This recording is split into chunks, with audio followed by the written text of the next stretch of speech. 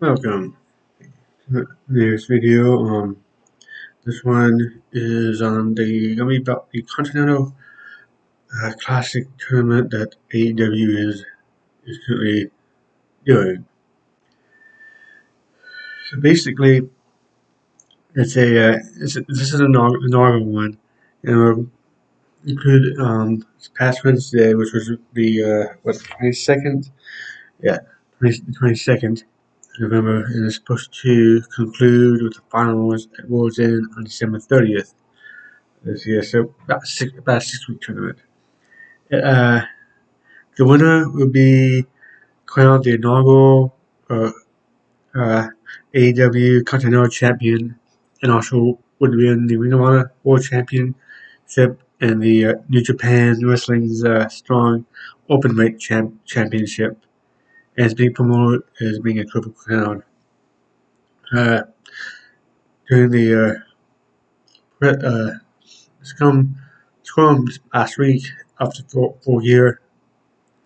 When he was asked about it, he said that the all three promotions agreed to it, which is kind of odd because considering AEW and Ring of Honor uh, have the same promoter, so technically only two of the promoters agreed to it since Tony Khan, like I said, Tony Khan owns Ring of Honor and AEW. The only actually, no, I'll go on before I make that one complaint. Uh, it's gonna be a round tournament. If anyone's familiar with the G1 Climax with Japan. I mean, like that. It's gonna be two groups of wrestlers, of six wrestlers. It's gonna be 12 overall. Matches will be featured on it could be Dynamite, Rampage, and not and no, Best and Collision. It's like tongue twister almost, but not quite. Uh, the semifinals was be promoted as the league was the finals was uh, league leagues are with two groups. This is called leagues, uh, which will be held on December 27th. So it will be that Wednesday before the pay per view. Uh, and, and the tournament final will be War's End, as I mentioned a minute or two ago. Uh, see the on November 22nd they had a selection show across all the social media platforms announcing 12 competitors. Well, four of them had already been announced. Dan O'Brien said the day of the original announcement a couple weeks ago. Norte El Idolo was announced by J. Perry, plus Mark Briscoe, and of course Eddie Kingston, since he already is the Ring of Honor World Champ and the New Japan um, Openweight Champion already. Strong Openweight Champion, I should say. Uh, so they were put in two groups. One's called the Gold League, the other is the Blue League. Uh, the in the Gold League, that you have the Show Strickland, Jay Lethal, Jay White, Rouge, John Moxley, and Mark Briscoe. In the Blue League, you have Claudio Castagnoli, Daniel Garcia, Brody King, Eddie Kingston, Brian Allison, and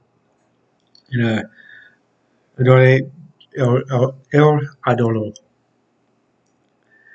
Each match will be, I'm assuming each match is going to be 20 minutes long. A lot of times I've seen tournaments where, like, first round is like 10 minutes, second round is 15, 20, like for the semifinals, and the final will be like 30 minutes, an hour long. So I'm assuming since they just said 20 minutes, unless they change something in between now and the pay per view, and the match is 20-minute time limits. Time limits, I'm assuming as well, not just 20 minutes. Uh, They, for each win, there'll be 3 points. There's a draw, like time limits. Each participant will get 1 point, and of course 0 points for your loss. No one is allowed ringside if someone Bully King, if House of Black shows up, Bully King can lose a point. Black so it's be interesting if you're gonna Brian Nelson and Claudio on the same. Okay, they are on the same one. Yeah, that's said that, but that'd be interesting if Brian Nelson and Eddie and Claudio Casanova both are in their group match and BCC comes down and is like, okay, who are they going to side with? Who's going to take the point away? He says technically you're supposed to be supporting both guys, but yeah, but I doubt that match that's going to happen. But I don't know if any of those matches will happen. At least not this year. If they do it in years to come, I can see it happening if they have two people in the group, and the groups of the group they're in are feuding each other. So like PCC and House of Black, let's say they're feuding, and Brody King faces Claudio. Yeah, I can see that happen, but like I said, they're not feuding as of right now. Uh, the the two groups winners will advance to the championship match. So I'm assuming I didn't see. I know we had semifinals like on the Dynamite before, so I'm assuming the top two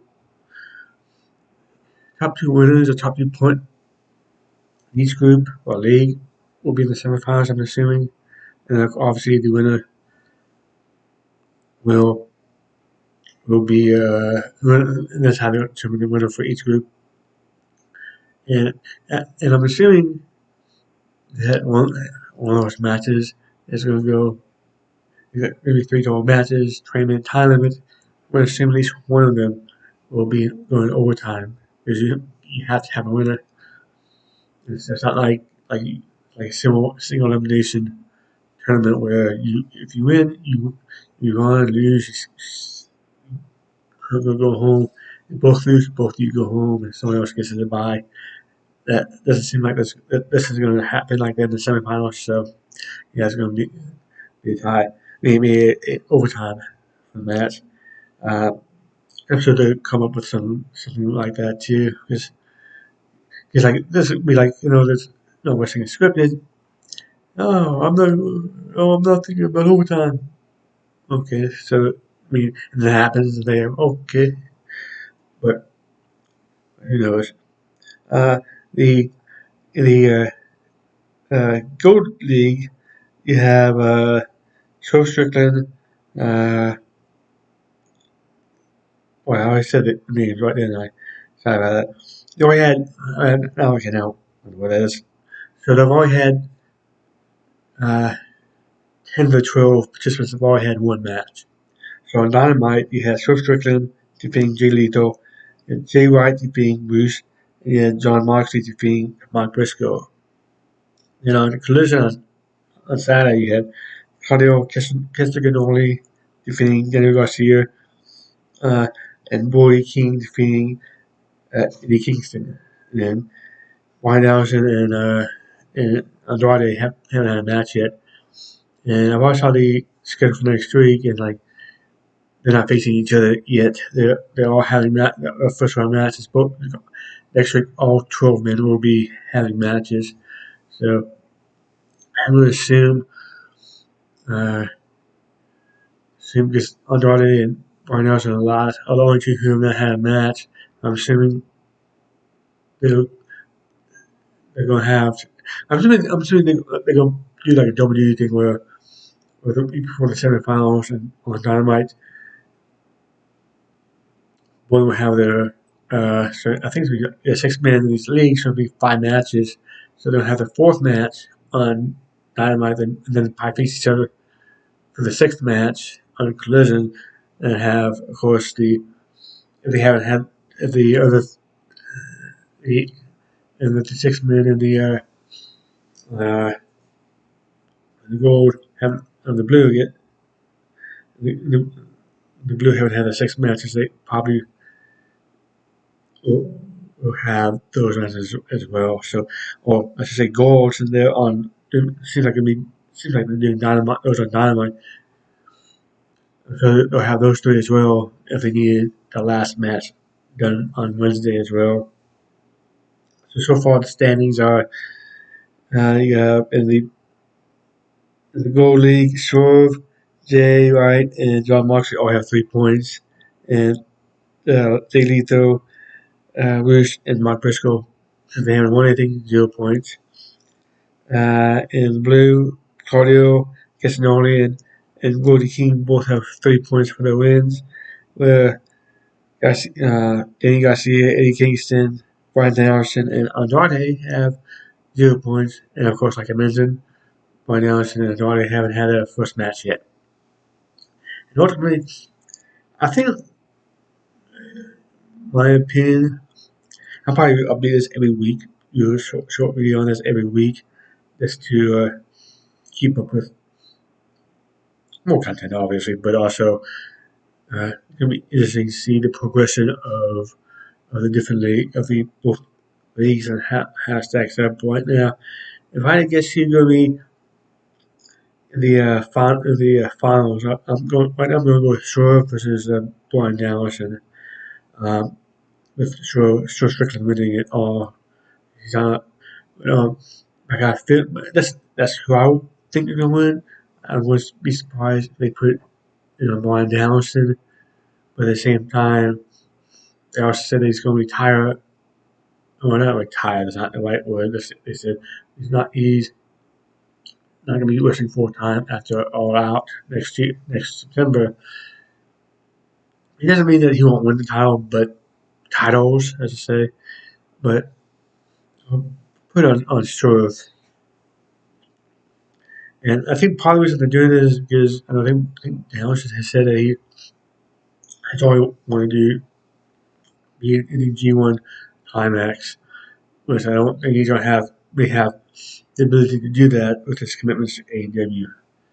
Now, one of my biggest complaints I have about this is the fact they don't really have any New Japan people. Yes, A. Kingston is the openweight, strong openweight champ, but he's not. But he's not a full-time New Japan wrestler.